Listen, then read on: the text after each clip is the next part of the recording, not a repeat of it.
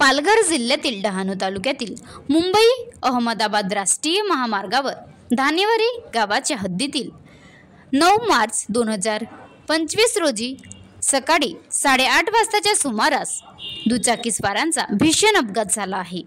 या अपघातात चेतन निकोले वय 28 वर्ष राहणार कासा, राणी सुरेश बोरसा वय 21 वर्ष राहणार सेनसरी यांचा जागीच मृत्यू झाला।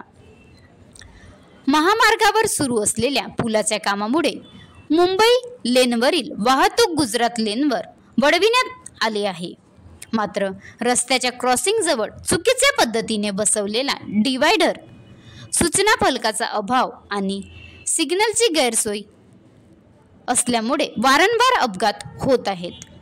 अपघाताच्या वेळी चेतन निकोले आणि राणी बोरसा दुचाकीवरून प्रवास करत होते। मात्र समोर असलेल्या वाहनाचा साईडला डिवायडर स्पष्ट दिसला नसून अचानक आलेल्या या डिवायडरला दुचाकी धडकल्याने दोघे महामार्गावर पडले। त्याचवेळी भरधाव वेगाने आलेल्या अज्ञात वाहनाने त्यांना चिरडले आहे आणि जागीच मृत्यू झाला। या दुर्घटनेनंतर स्थानिक नागरिकांमध्ये तीव्र संताप व्यक्त केला जात आहे। चुकीच्या नियोजनामुळे अनेक अपघात घडत असून प्रशासनाचे याकडे दुर्लक्ष होत असल्याचे दिसत आहे। अनेक लोकांना आपला जीव गमवावा लागत आहे। संबंधित अधिकाऱ्यांवर कारवाई करण्याची मागणी नागरिकांकडून होत आहे।